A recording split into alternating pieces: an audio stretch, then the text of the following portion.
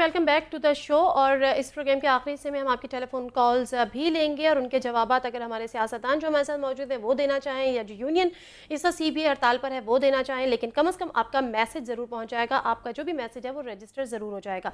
Break पे जाने से कबल हम बशीर जान साहब से बात कर रहे थे और उनसे जान रहे थे कि उनका बस क्यों नहीं चल रहा कि ये मामला हल हो जाए। तो उन्होंने कहा कि उनका बस सिर्फ हड़ताल तक ही चलता था, कोशिश कर रहे हैं कि उनका बस मजीद चले, लेकिन बहरहाल पीपल्स पार्टी पर डिपेंड करता है। पीपल्स पार्टी शायद इस मामले पर क्यों इतनी लेकनेस दिखा रही है या इसमें संजीदगी से क्यों इस पर नज़र गौर नहीं कर रही, इस पर ये हम जानते हैं। पीपल्स पार्टी के रिप्रेजेंटेटिव हमें जो सा ज्वाइन कर रहे हैं ताज हैदर साहब, उनसे बात करते हैं। अस्सलाम वालेकुम ताज हैदर साहब। अस्सलाम, लेकिन आवाज़ आपकी नहीं आ रही है। अच्छा जरा सी अगर ठीक है, मैं प्रोड्यूसर को कहूँगी कि मेरा वॉल्यूम अगर वो थोड़ा सा इंक्रीज कर सकें। अब आ रही है ताज हैदर साहब आपको? बेहतर है। अच्छा ताज हैदर साहब बताइएगा कि इतनी गैर संजीदगी का मुजाहरा क्यों किया जा रहा है? पिछली दफ़ा जो आप लोगों का रोल था वो रोल अब नज़र नहीं आ रहा। जी मुझे समझ में नहीं आ रहा कि ये इतनी जो मामला जो है वो क्यों उलझाया जा रहा है, और इसके पीछे यानी मेरी समझ में नहीं आ रहा कि कोई भी इंतजामिया ऐसी हो सकती है कि जो खुद अपनी कंपनी को इस तरीके से वहाँ पे मसाइल पैदा करे।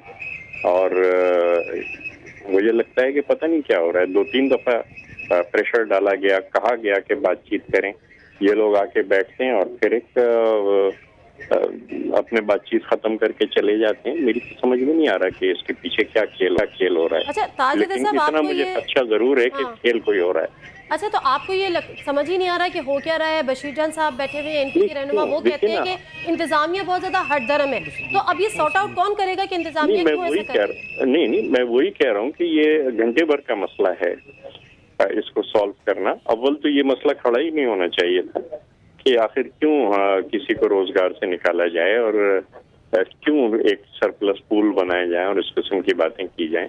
लेकिन ये कि घंटे भर में सॉल्व हो सकता है, इनको सिर्फ ये ऐलान करना है कि जनाब हम सबको वापस ले रहे हैं और ये बात खत्म हो जाएगी। तो ये ऐलान ताज हैदर साहब कौन करवाएगा? मैं करवाऊंगी या आप करवाएंगे? नहीं तो क्या करें कि उल्टा लटका के जूते मारें? कुछ तो करें। आपको हुकूमत, आपको आवाम ने वोट दिया है। अगर आप कह रहे हैं कि 1 घंटे का मामला है तो कुछ तो करें कि ये मामला हल हो। नहीं, कई दफा परसुएट किया गया। अच्छा तो अब आपकी बात नहीं सुनते ये लोग? नहीं, आप समझिए कि हाँ जी हम बात कर रहे हैं, हम इस मसले को हल कर रहे हैं, हम ये कर रहे हैं। ये भी इन्होंने आके पिछले महीने की 18 तारीख को कहा कि सियासी लोग बीच में ना बोलें। ठीक है, हम चुप हो गए। हमने कहा सियासी, और हम 2 दिन में तय कर लेंगे CBA के साथ बैठ के। आई एम रियली सरप्राइज ताज हैदर साहब, अगर आप इतने हेल्पलेस हैं तो सोचें कि हमारी क्या है। We are not helpless. You are helpless, मतलब आप कह रहे हैं कि जी हम उनको कहते हैं वो कुछ करते ही नहीं। देखें, we don't want to take extreme actions. Then what is the solution? हम एक्सट्रीम एक्शंस नहीं लेना चाहते और हम समझते हैं कि परसुएट करने से ये बात हल हो जानी चाहिए, और हम कोई ऐसा मसला नहीं देखते जब तक कि कोई बहुत बड़ी साजिश इसके पीछे नहीं। अच्छा मैं चलती हूँ। शहजाद इकबाल जो हमारे साथी एंकर हैं वो सब मौजूद हैं KC हेडक्वार्टर में, उन तमाम मुलाजमीन के साथ और उन तमाम जो एहतजाज में सब बैठे हुए हैं। और अब उन्होंने भूख हड़ताल पे तो वो पहले थे, एहतजाज उनकी तकरीबन 2 महीने होने को आए। कल तो उन्होंने ये भी कहा था कि अगर अभी भी हमारे मुतालबात नहीं माने गए तो हम खुदसोजी जैसा अमल भी करने पर नहीं, मेरे ख्याल से खुदसोजी वगैरह की जरूरत नहीं है। अल्लाह करे ना हो। शहजाद इकबाल आप कोई सवाल करना चाहेंगे? ताज हैदर साहब सुन सकते हैं आपको। जी ताज हैदर साहब से मैं बिल्कुल सवाल करना चाहूँगा। इनफैक्ट मैं यहाँ जो लोग हैं उनकी बातें भी पहुँचाना चाहूँगा, क्योंकि मुझे थोड़ी हैरानी हुई है। ताज हैदर साहब बड़े सीनियर लीडर है पाकिस्तान पीपल्स पार्टी के, और वो कह रहे हैं हम कोई एक्सट्रीम स्टेप नहीं लेंगे। ताज हैदर साहब यहाँ 60 दिन हो गए, मजदूर सड़क पे बैठे हुए हैं। कुछ लोगों ने महीना भर भूख हड़ताल की, खुदसूजी की खबरें आ रही थी, आज उसको मुलतवी कराया गया। तो आप कह रहे हैं कि नहीं, आप कह रहे हैं कि extreme step, I understand what you are doing. आपने ये अभी फरमाया ताज साहब कि एक्सट्रीम स्टेप हम नहीं लेना चाह रहे।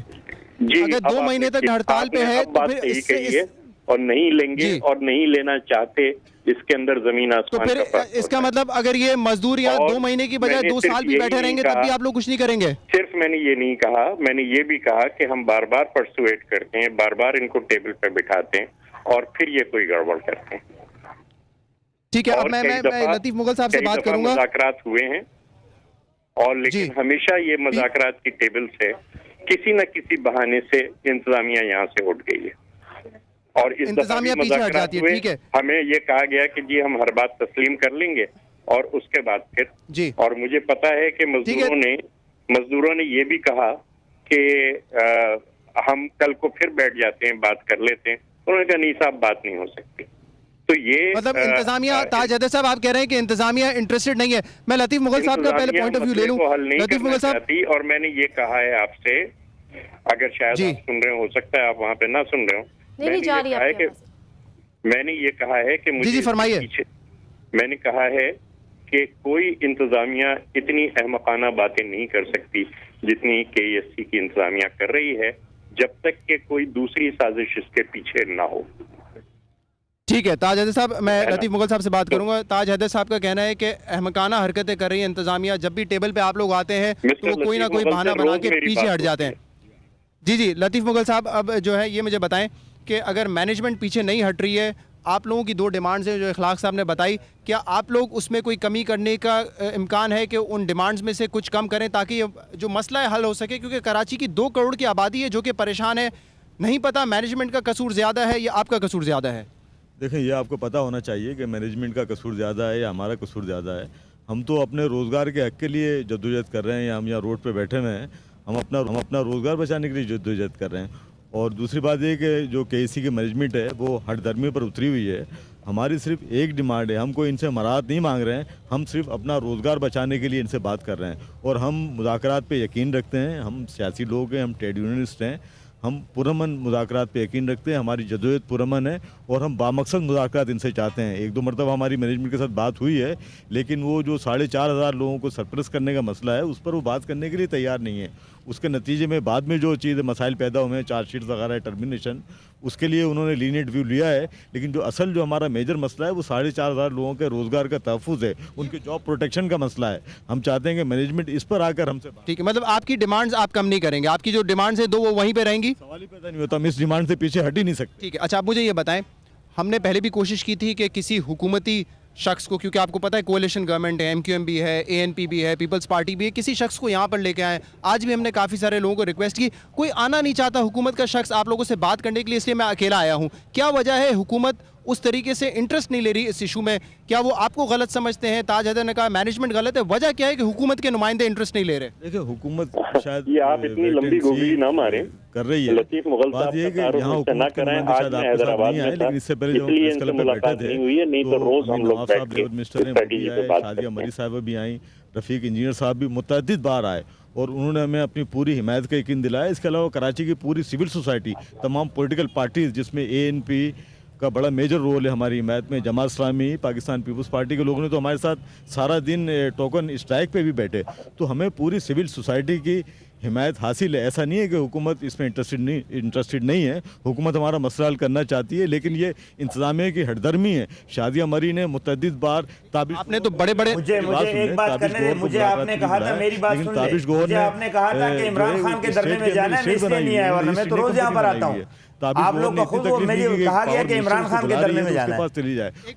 जी बशीर जान साहब हमारे साथ हैं, बिल्कुल ये आना चाह रहे थे। जी बशीर साहब, आपने मुझे कहा कि धरने में जाना है जो इमरान खान जहाँ लगा हुआ है, मैंने इसलिए आपको इनकार करा, वरना यहाँ तो मैं रोज आता हूँ। अच्छा, बशीर जान साहब कह रहे हैं कि वो समझा हमने उनको दावत दी इमरान खान के धरने को, वो नहीं आ सके। यहाँ तो मैं रोज जाता हूँ, जब भी आपको आने के लिए तैयार हूँ। ठीक है, आमिर साहब ये फरमाइएगा। असलम साहब, असलम समू साहब, ये फरमाइएगा। बात कर रहे हैं, जरा पूछिए कि क्या मेरी रोज इनसे बात नहीं होती?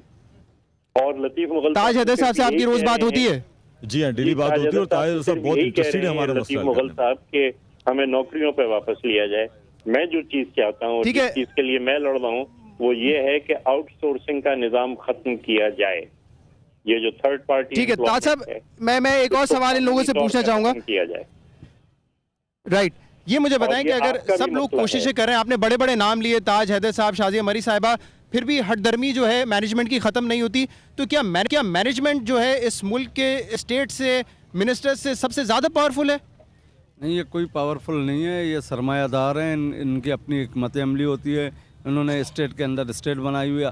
आप देखें, हम इनसे ये सवाल करते हैं कि निचकारी का मुआहदा अवाम के सामने पेश किया जाए। ये कौन सा मुआहदा है जिसके तहत मजदूरों का माशी कत्लेआम किया जा रहा है? इस शहर का जो रोशनियों का शहर था उसको अंधेरे में डाला जाए। ये कौन सा मुआहदा जहाँ तिजारत ख़त्म हो रही है? कौन सा मुआहदा है या इंडस्ट्रियाँ बंद हो रही हैं जिससे बेरोज़गारी पैदा हो रही है? अगर कोई ऐसा मुआहदा है तो आवाम के सामने ले आएँ। और हमारे 4,500 मजदूरों का जेन्युइन मसला है, ये 5 मिनट में हल करना। बिल्कुल असलम साहब, बिल्कुल सही बात है। आप लोगों लोगों का बड़ा जेन्युइन मसला है, लेकिन कराची की 2 करोड़ आवाम जो इस वक्त सफ़र कर रही है उनका भी जेन्युइन मसला है, इस बात को आप तस्लीम करते हैं?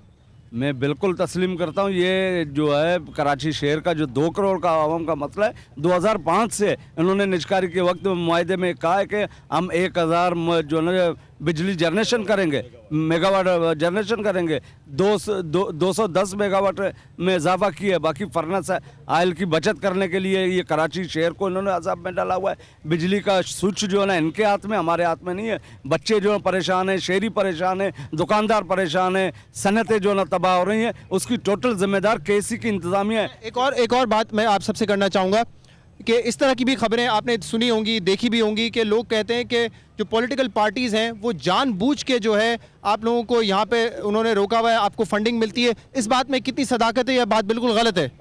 नहीं, इसमें कोई सदाकत नहीं है। पॉलिटिकल पार्टियां जो बिल्कुल सीरियसली, जैसे एएनपी है, पाकिस्तान पीपल्स पार्टी, मजदूरों की पार्टी है, जमात इस्लामी है, और जीएसएन हुर्रियत संगत के साथी हैं, कौम परस्त तंजीमें, बलूचिस्तान की तंजीमें, लेवल की तंजीमें हमारे साथ हैं इंशाअल्लाह ताला। सिविल सोसाइटियाँ, वकला बरादरियाँ, तमाम लोग। ठीक है, ये फरमाइएगा लतीफ़ मुगल साहब कि अब मसले का हल क्या होगा, और लेट्स सपोज कि ये मसला यहीं पे अटका रहता है तो आप लोग कब तक करेंगे। और मुख्तसर सा ब्रेक लेते हैं, ब्रेक से वापस आएंगे तो ताज हैदर साहब से ये भी हम जानेंगे कि जिस एग्रीमेंट की बात बार बार की जाती है कि जो एग्रीमेंट हुआ था हुकूमत के दरमियान और केसी इंतजामिया के दरमियान, वो आवाम के सामने क्यों नहीं लेकर आया जाता या मीडिया के सामने क्यों नहीं लेकर आया जाता। स्टे विद अस, उसके बाद हम आप लोगों की कॉल भी लेंगे। हमारे साथ रहिए, वापस आते हैं। केएससी और लेबर यूनियन की जंग एक मुअम्मा, हल क्या है? देखिए ब्रेक के बाद।